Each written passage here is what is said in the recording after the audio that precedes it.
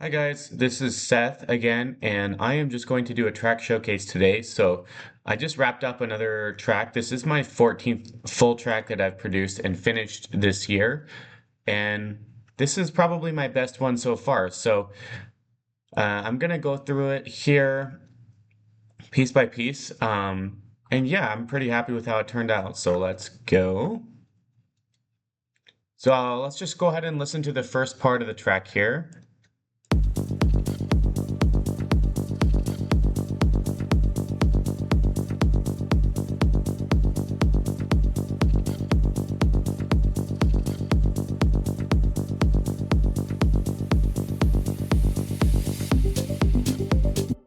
All right, so this first part is just a rolling bass line here. As you can listen, it has this like diva patch here. Let's play it. And it does have some sidechain too, so let's take a look at the effect rack. First of all, we have diva. And let me just do this. Oh, I don't think my MIDI controller is attached here. But yeah, this is the preset here. This is one called Bass Simple. Simple one. I did not make this one, so I'm still learning Diva, but yeah, it's a nice sound for sure.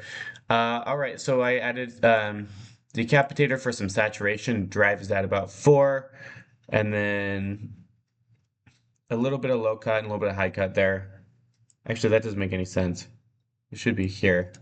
Anyways, mix is fairly wet.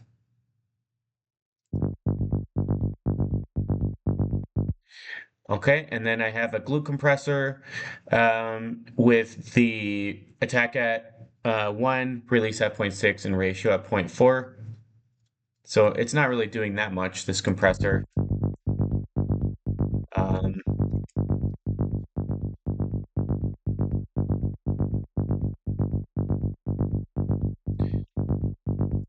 Anyways, just to give it a bit of compression to make it a little bit louder. EQ, I'm cutting off the very lowest frequencies and then I'm cutting off the high frequencies as well. There's only one spot in this song I actually use the sub bass, so I don't know if that's the best approach, but with having a sub bass and a rolling bass together, it sounded kind of muddy. So, um, as far as drums, we just have a simple kick drum here. I did cut the tail a little bit so that there's not as much transient here. We got a decapitator and auto filter there. The auto filter, actually, I put this in a group here, so that's not the most like clean thing ever, but I do have an auto filter to kind of, well, we'll see. So at certain points of the song, I do have this little automation going on here, so that it does kind of like cut the low end a little bit. And then really I just have a loop here. So let's listen to this guy. Okay. And then I just have some, whatever you call these, just some noise, I guess. Yeah. Okay. That's the first part of the song. So the intro is holding on to this note here. So I believe this is this is a G. So the bass line does play a G continuously for the first 16 bars here as we enter the song. But after the first 8 bars, we do have this ARP that's introduced here. So let's take a listen. Okay, actually, let's do this. Sounds pretty nice. This ARP is also a Diva patch here. This patch is called Warped ARP. It's from PML. And then we have a little kickstart on there, not too much. It's at 53%. So that's going to, I guess, make it clash a little bit less with the main melody once it comes in. So that's the first 16 bars. Okay.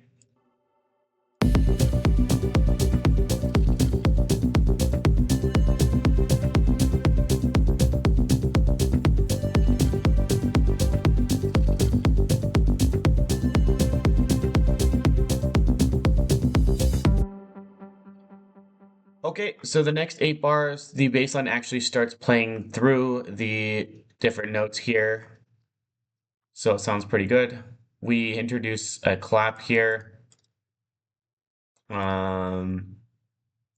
The clap I did edit down a little bit. I don't know if we can, how do you open, there we go. I did trim a little bit of the front of the clap. There's this toms loop that kind of comes in here. Little extra percussion. Top layer is there. There is a different top layer. And then we got a shaker as well. And then that Foley, I called it Foley. I don't really know what to call it. Just some percussion, I guess. That does drop off here.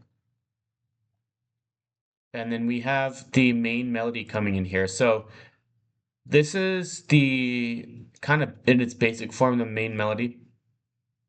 I did write this, and this took me a while to kind of write. But actually, there's a cool melody trick going on here. So these are all playing. This is a G. These are, so this is a G and this is a G. So I did have it like this. Oh, hold on. Let's make sure we solo this because there's actually a layer. So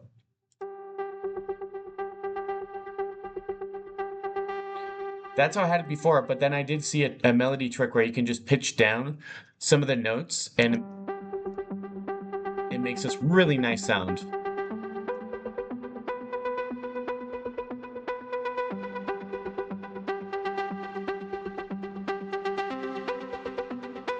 Sounds really nice.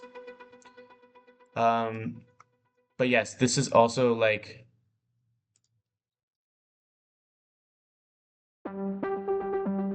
this is layered, by the way. And right now at the beginning, it does have an auto filter, so it is cutting some of the highs away. Also, this does have a bit of kickstart. Actually, this I put it just at 40%, 43%. So actually, yeah, we can look at the automation for that. So this is the automation for auto filter. So as you can see, during the intro here, it kind of phases in and then dropped off, boom. Then it's just basically full blast the whole time. For Diva, I do have some automations here. Some cutoff automations to make it sound cool throughout the track. And yeah, oh, I also have some strings here. This is just some stock Ableton strings here. I mean, they sound okay. They're not my favorite, to be honest. A little bit of sidechain on there.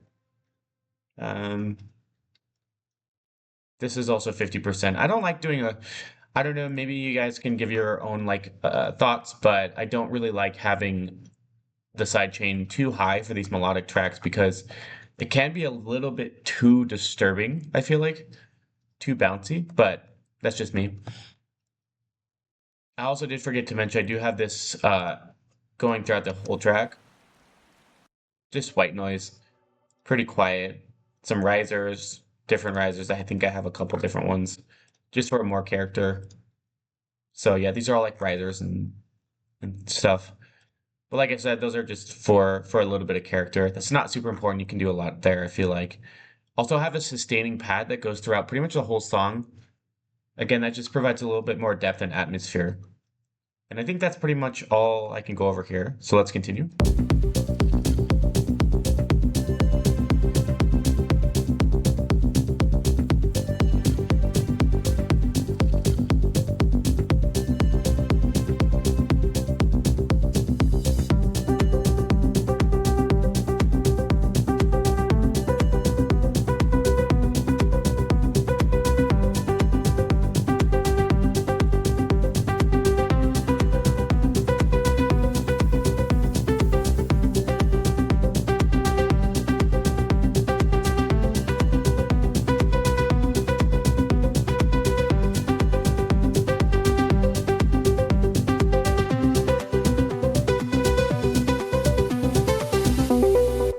Okay, so yeah, these last few bars here, I did take away the drums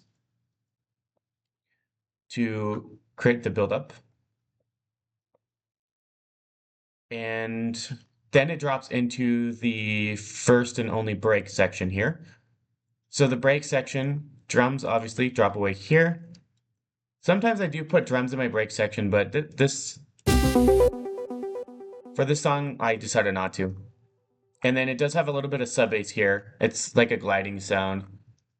But the main thing here is we have this like Ben Böhmer-esque stab here. And actually, I think this preset is called Böhmer-ish, yeah.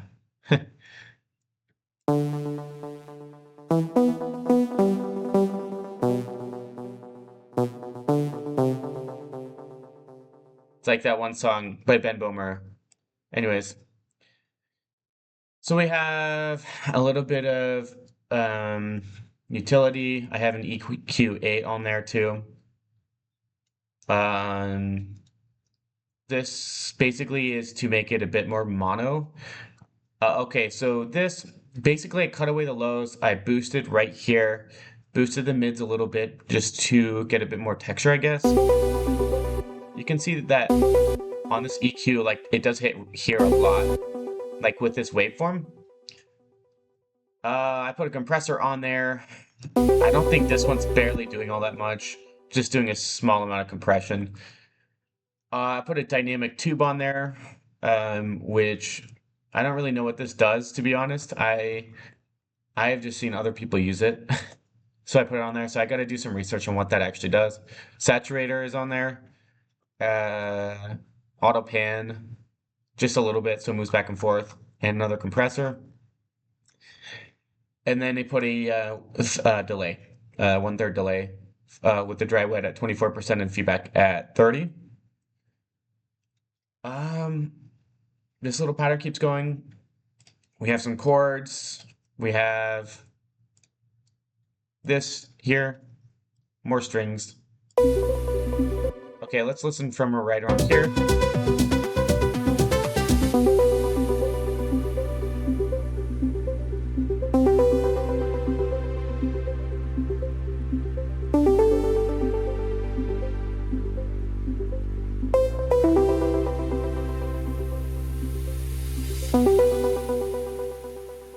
And right here, everything does drop off. So it's just this playing here.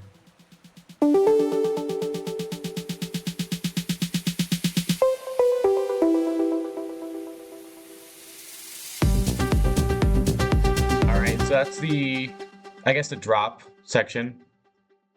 Pretty cool. And I just have some risers, and then we drop back in, and I did add some extra kind of pads here. So I have this, which is,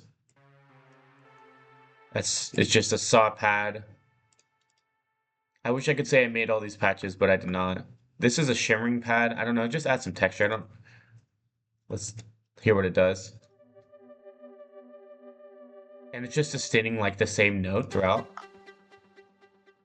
So it does add something cool. Also, I have this Sonar Beep, which I did turn the volume down a little bit because I felt like it was too loud.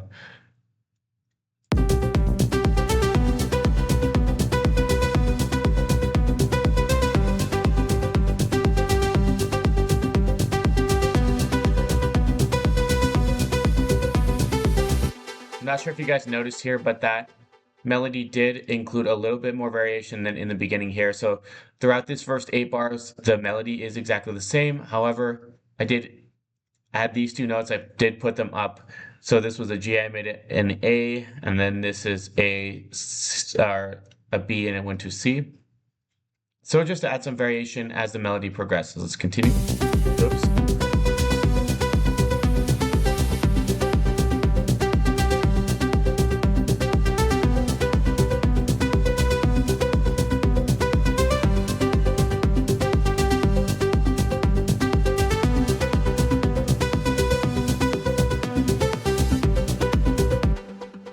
Okay, this one had some variation too. See if you guys caught it, but I did actually, instead of this being here, I did put it up to a D, so it has this cool little effect. But that, yeah, pretty much everything was the same there. Here's where the real variation starts in the song. Now I did go ahead and put this first bit here to a B. And here it was a G. So now we're having more variation in the melody.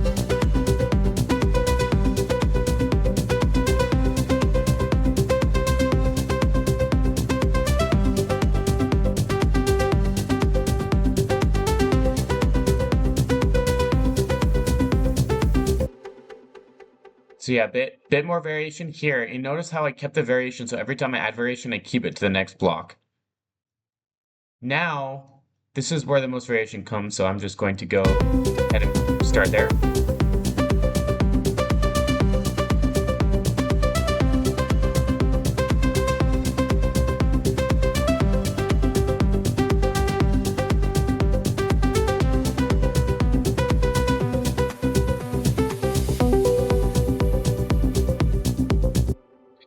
Actually, now I'm thinking of this. I feel like these two claps should not be here. Maybe even actually removing this here would sound really nice. Let's try that.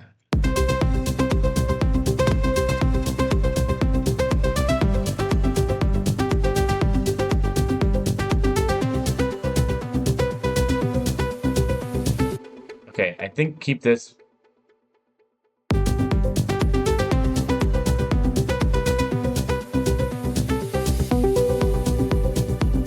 I like that. Then we just have the same melody again here as the track winds down.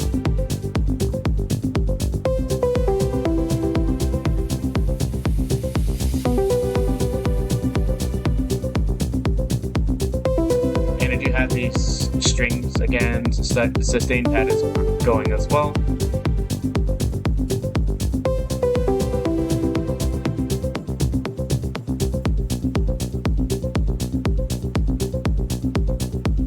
Then we just get to the outro, nothing too exciting. Basically, I kind of tied it back together here. So,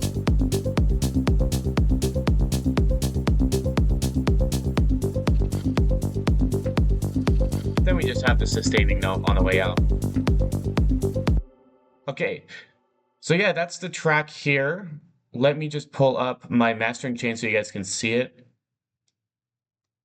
Mastering chain is very simple here. So the first EQ here is just a normal EQ, and I did make a cut at 30 hertz and a cut at 18 kilohertz. So that's going to cut out the lows and the highs that we don't want. I have another EQ here. This one is different because it's in mid-side mode. So for the mid-side, so mid is essentially the stereo frequencies. Or sorry, mono. Sorry. M is for mono. So for mono, I am boosting the bass at 31.6 hertz. And the reason why I'm doing that is because in the stereo side, I'm actually cutting all the stereo lows below 120 hertz or 122. And I'm boosting the highs a little bit in stereo. The reason why I've been told to do this is because cutting out the stereo frequencies can help a little bit with clarity in your mix when you're playing on a bigger system, but I don't know. I don't really know. I don't have a big system, so it kind of sounds the same to me on my setup, but I guess if this were played in a club, then it might have a difference. Glue compressor. Honestly, this one's just at, attack of 3, release of 0.4, and ratio of 4. It's just barely doing anything, so a little bit of saturation. This, I have a multi-band compressor, so that's boosting the highs and the mids. The highs are boosted by 2 decibels, mids by 2.6. Utility, we put the bass in mono and increase the stereo slightly. And then, yeah, limiter just to get it to 0 dB.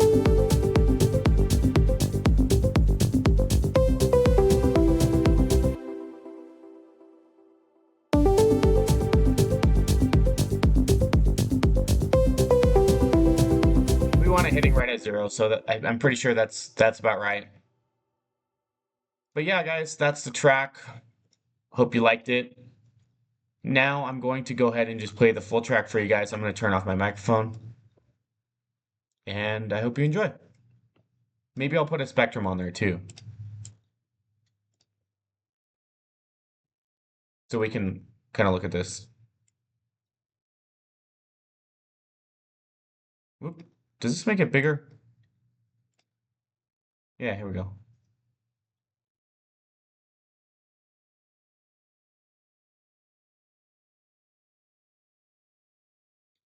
Okay, I'm going to turn off my mic here.